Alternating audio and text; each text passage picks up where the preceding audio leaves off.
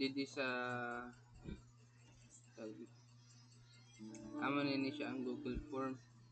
Tapos kung isi-send mo ini na Google Form like sa mga GC ninyo, i-click lang ang send.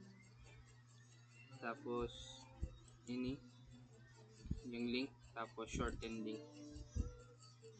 Tapos pag na-shorten na yung link, i-copy mo lang dito. Then pwede mo na siya send like kunwari. Send natin sa dito. Yan. So, pag in-click ko yun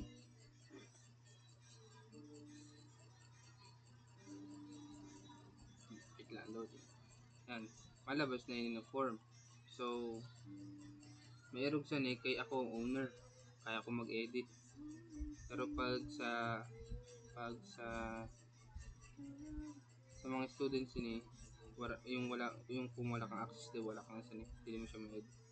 So, ma-select siya, CWTS, region, redefine naman ng region. Then, last name, first name, so the extension name, middle name, Castillo. Tapos ang birthday, naka-indicate naman ko na ang format 027189. And mail, Scribblish, Masbate yan, Masbate. So yan, dili siya ma-continue pag Masbate City. Pag walang input, so kailangan ka ng input. Say name, Scribblish na lang na private name. Tapos dito sa colleges, kung anong kipinit mo ang susunod na form ay kung ano lang ang available na course sa nina college. Nari College of Agriculture, ang malabas lang sa next form dito sa college kung ano lang yung mga available. Pero pag kunwari College of Art and Science, BCS, next, pagka next, malabas ni BSCS. Then next naman ay major. So kung may available na major sa ito na course, malabas ito kunwara NA. Click lang NA. Then next is ang hindi sa year level, civil status, religion, tas email address. Email address dapat valid.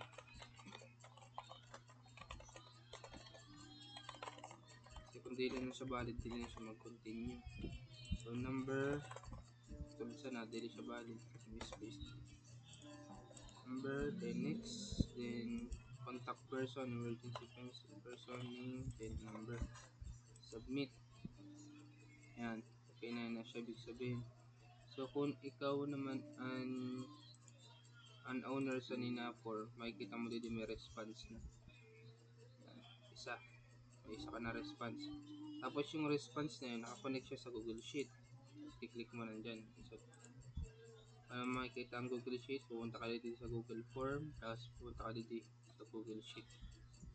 View in Sheets. Click mo lang yan. Then, makikita mo dito ang response. Tama nyo siya. So, dito, damo-damo ang course and major. Kaya, yan, isa-isa diyan siya. Kaya, kung i-import mo yun, may gagawin pa na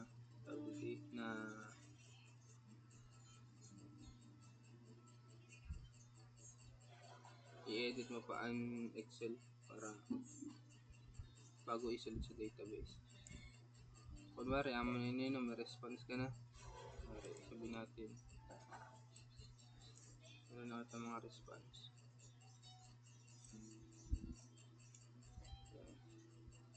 Kunwari yan. Then, next mong gagawin para ma-import mo as CSV, taka sa file, download. Sa download, comma separated values.csv. Yan. Then, click mo lang yan. Tapos, ma-download na yun siya. So, ini. Save. Once na na-download, punta ka dito sa, click mo lang, i-open mo lang ito na download mo na file. So ma-open siya sa Excel, no? Ang unang-una mong gagawin ay punta ka dito sa birthday, right click, and format cell. Okay, then date, then year, month, and date na siya. Ang ibig sabihin year, month, and date. Then press OK. Yan, para mag-convert na siya sa valid na format sa MySQL. Okay, kung ang format ay yung luma niya katulad sa may yan, direct na kasi ang format sa hindi siya valid.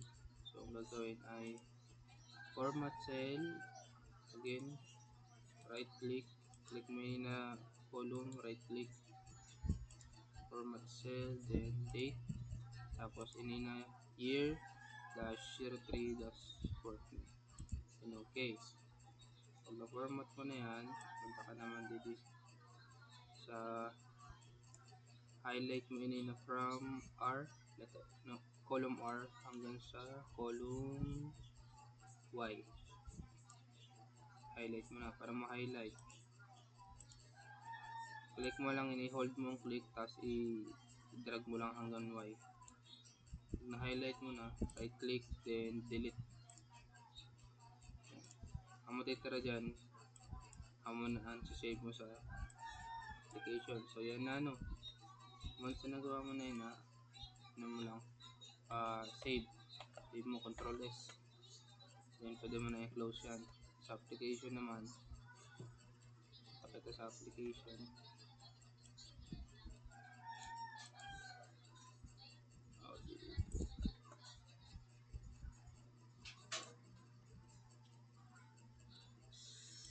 yan,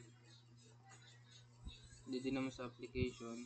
So refresh natin, kada ka sa CSV upload, kada na, click mo, then upload mo ito, na siya kay 4. So open, then upload. So malaw din siya dito, then ma-success. Once sa success, malabas na siya dito sa not enrolled. Yan, so 34 na. Then si admin na yun, i-click lang ni admin in update, then select term. Kunyari, butang kita ng identification dito para maraming ka. Para sa NSTP1, then submit. Ang number ko 2468